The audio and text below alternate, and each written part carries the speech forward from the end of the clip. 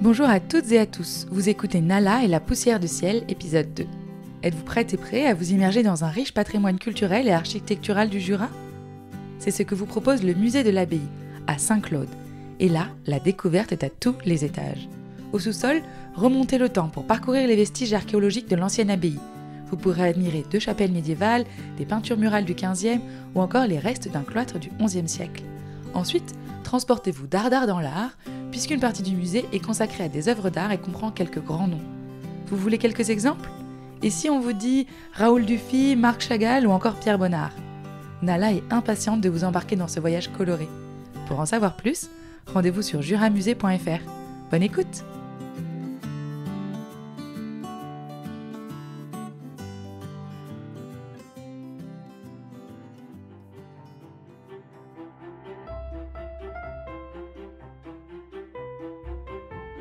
Tic-tac, tic-tac. Des vallées au sommet, rien ne peut nous arrêter. Par-delà l'espace et le temps, retrouve celle qui nous a été enlevée.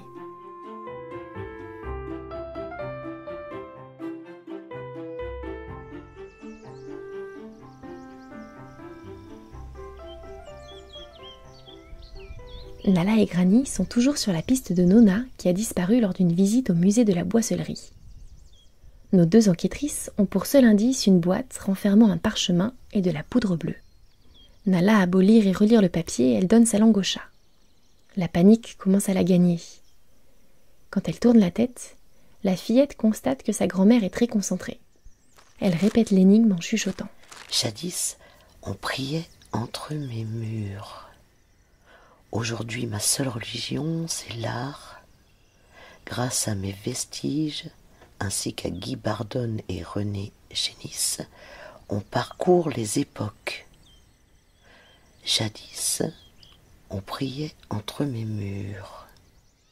Granny fait la moue, se gratte le menton et bougonne. Oh, ça m'énerve. Ça me dit quelque chose. Oui, cette énigme me dit quelque chose. Guy Bardone et René Génisse, c'est un sacré indice, non ? Suggère Nala. Le visage de Granny s'éclaire. Bon sang, mais c'est bien sûr. S'exclame-t-elle. Je sais. Nala, impatiente, attend la réponse de Granny. Tu as trouvé ? Vraiment ? Je crois que oui. Annonce fièrement Granny. Il me semble que c'est le musée de l'abbaye à Saint-Claude. L'abbaye ? Mais c'est un musée ou une abbaye ? Je n'y comprends plus rien. C'est un musée construit sur les vestiges d'une abbaye. Et Guy Bardone et René Génisse, ce sont les hommes qui ont donné leurs œuvres d'art. Allons-y. Peut-être qu'en partant maintenant, nous arriverons avant la fermeture. Nala et Granny quittent le musée de la boissellerie pour rejoindre la voiture. 45 minutes plus tard, elles arrivent sur une place dominée par une haute cathédrale. Une fois garées, elles sautent de la voiture. C'est alors que l'heure sonne. 1 fois, 2 fois, 3 fois, 7 fois. Déjà 7 heures ? S'exclame Nala, incrédule. Vite, avec un peu de chance, il n'est pas trop tard. Dit Granny. Nala la voit s'élancer vers le musée et entame à son tour un sprint. Eh bien, quelle forme ! Elle a du mal à la suivre. Attends-moi, Granny ! Tu vas trop vite ! Peine-t-elle à dire entre 2 inspirations. Quand elle la rejoint, Granny secoue la porte d'entrée. Oh non, non, non ! S'écrie-t-elle. Il faudra revenir demain. Pas question.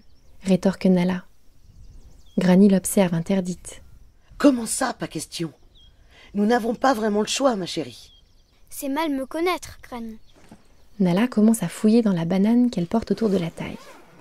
Tu vois ça ? C'est ma banane de super-héroïne. Nala en extirpe alors un petit kit d'outils métalliques. De super-héroïne ou de super-cambrioleuse ? Demande Granny amusée. Par tous les dieux, où as-tu trouvé un truc pareil ? La fillette rit doucement.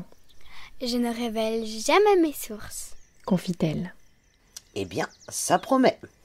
Tu as l'intention de crocheter la porte du musée, si je comprends bien. C'est tout à fait ça. Au grand mot, les grands remèdes. La fillette se place devant la porte et plie un peu les jambes pour se retrouver à hauteur de la serrure. Elle y insère un premier outil. Très concentrée, elle tire même un peu la langue. Tu es pleine de ressources. constate Granny. C'est un peu de votre faute, à Nona et toi. Confie Nala. Sa grand-mère lève un sourcil perplexe. Voyez-vous ça? Et qu'a-t-on à voir avec ton penchant pour les effractions? Les histoires de fantomètres stockées dans votre grenier, ça me donne des idées. Explique-t-elle. Voilà une théorie intéressante, petite chipie. Granny et Nala rient ensemble, quand soudain... Je peux vous aider? Demande une voix. La fillette et sa grand-mère se pétrifient et observent les alentours. Nala saisit alors la main de Granny pour se rassurer. Qui a dit ça? Demande timidement Nala. C'est moi, ma chère. Là, une silhouette apparaît progressivement. C'est celle d'un homme. Il porte une curieuse robe brune. Son visage est dissimulé sous une large capuche. Granny, je crois que c'est un fantôme. Bégaye Nala. Granny ouvre de grands yeux et avale bruyamment sa salive. Je crois que tu as raison, ma chérie. Le spectre enlève sa capuche. Ses cheveux sont tondus très courts. Son visage affiche un large sourire. Allons, mesdames, pas de panique, je suis mort, pas enragé. S'amuse-t-il. Et puis, je suis homme de foi. Je n'avais pas l'intention de vous effrayer. Un homme de foi? Qu'est-ce que ça veut dire? C'est un moine. Regarde sa tenue. Le fantôme fait un tour sur lui-même comme pour admirer ses vêtements. Nala ne peut réprimer un sourire. Frère Benoît, pour vous servir. Pourquoi tentez-vous d'entrer dans le musée? Granny sort la boîte trouvée au musée de la boissellerie de son sac et la tend à Nala. Ma grand-mère Nona a disparu. Et pour seul indice, nous avons cet étui et ce qu'il contient. Regardez plutôt. Nala fait glisser le couvercle. Elle en sort le parchemin. Il y avait ce texte et cette poudre bleue. Frère Benoît ouvre des yeux ronds comme des soucoupes. Ça, par exemple, mais je le connais bien, ce parchemin. Ah bon? Racontez-nous, si vous voulez bien. Vous le savez peut-être, vous êtes sur un site archéologique. Explique le religieux.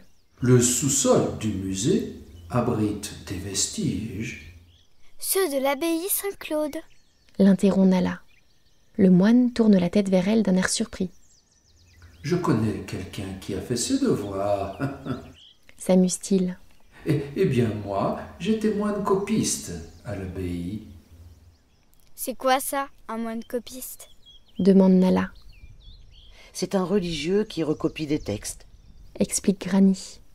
Avant que l'imprimerie soit inventée, c'était la seule façon de reproduire des livres ou des documents. Frère Benoît hoche la tête. Or, ce parchemin, c'est moi qui l'ai fait. Je m'en souviens comme si c'était hier. Que de bons souvenirs. Il semble se remémorer cette époque lointaine. Frère Benoît? L'interpelle doucement Nala. Frère Benoît, ce n'est pas pour vous presser, mais nous n'avons pas l'éternité devant nous. Il secoue la tête. Ah oui, pardon. Écoutez, j'ai un marché à vous proposer. Vous me donnez le parchemin et je vous ouvre les portes du musée. Nala et Granny se regardent et haussent les épaules. Ça me paraît honnête. Statue Granny. Nala lui tend le morceau de papier que frère Benoît s'empresse d'empocher. Oh, si vous saviez comme cela me fait plaisir. Merci, mesdames. Maintenant, à mon tour d'honorer ma part du marché. Il s'avance vers la porte, baisse la tête, tend les bras et agite les doigts en marmonnant. Nala ne comprend pas vraiment ce drôle de manège. Peut-être que ce moine est un peu fou. Mais tout à coup, un grand clic résonne. La serrure vient de s'ouvrir. Nala saute de joie. « Merci, frère Benoît !» s'exclame-t-elle. Il penche humblement la tête. « C'est bien normal, ma jeune amie. Maintenant, ne perdons pas une minute. Entrons. » Waouh! Je ne m'attendais pas à ça! S'étonne Nala. L'intérieur du bâtiment, très moderne, contraste avec la façade qui ressemble à celle des habitations alentours. Nala commence à explorer les lieux. Elle se demande bien par où commencer. L'espace d'un instant, elle ne peut pas s'empêcher d'admirer la lune. Ce soir, elle est pleine. Sa douce lumière passe à travers les larges fenêtres.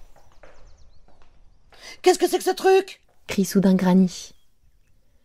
Nala se demande de quoi elle peut parler. Elle plisse les yeux attentive. Oui, ça y est. Nala discerne une ombre, là, dans le jardin. À pas de loup, le trio se rapproche de la vitre. Autour d'eux, l'air semble crépiter. Les poils se dressent sur les bras de Nala. Que se passe-t-il dans ce musée ? Incroyable, peine-t-elle à dire. Une sculpture, là, à l'extérieur, s'agite dans la pâle clarté argentée. Elle représente un homme nu sur une colonne. Sa particularité, il n'a pas de tête. Dans ces conditions, difficile de savoir où on va. Il fait alors un premier pas, puis tend le gros orteil vers l'avant. Granny, tu fais la même chose quand on va à la mer ? Remarque Nala. C'est pour vérifier la température de l'océan. Mais là, il n'y a pas d'eau. Le pauvre, il va se casser la figure. S'inquiète la fillette. Frère Benoît, lui, ne s'affole pas. Vous savez, à chaque pleine lune, c'est la même chanson. Les œuvres s'animent. Et lui, là, ce grand dadais, sculpté par Auguste Rodin, il essaie toujours de descendre de son perchoir. Un grand fracas retentit.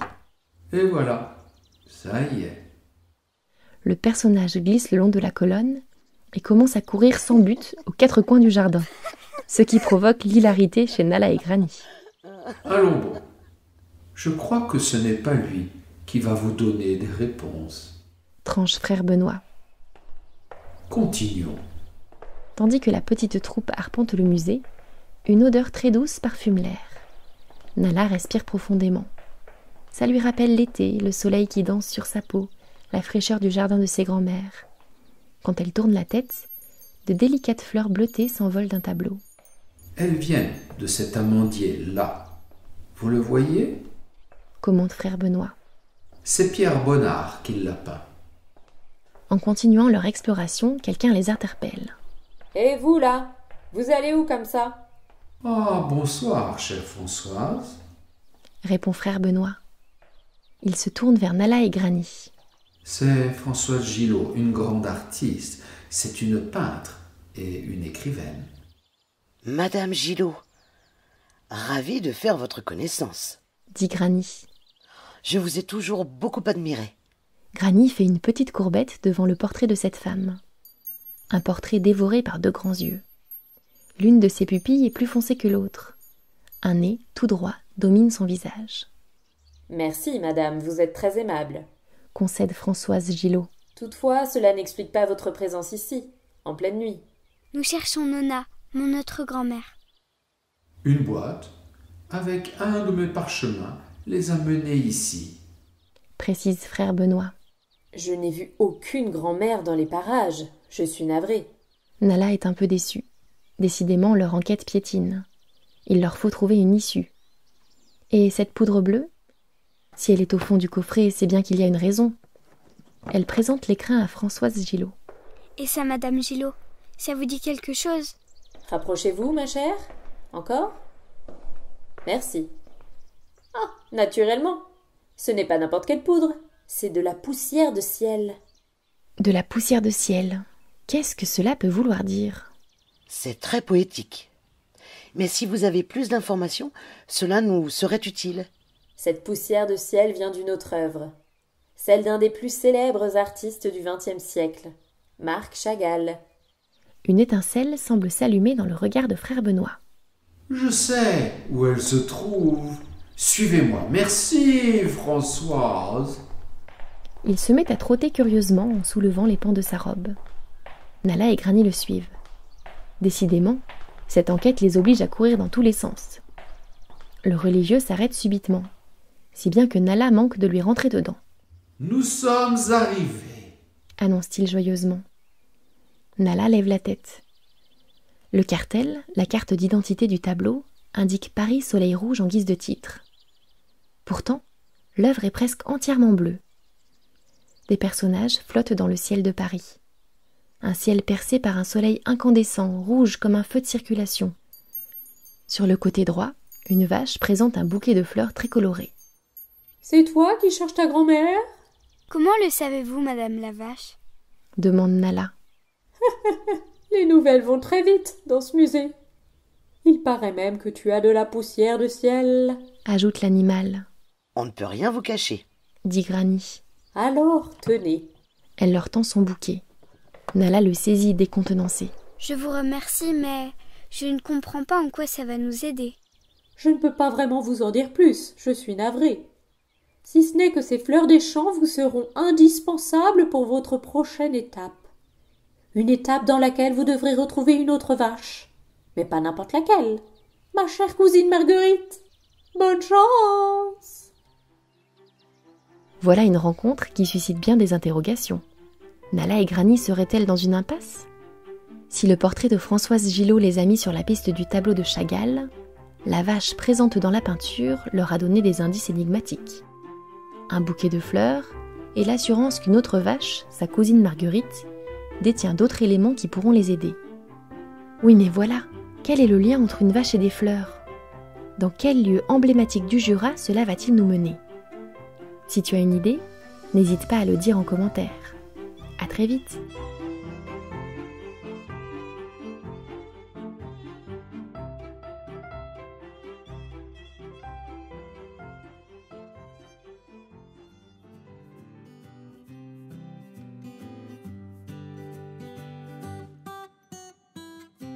Vous venez d'écouter une histoire d'Envolée Comté, une création originale écrite par Clémence Simon.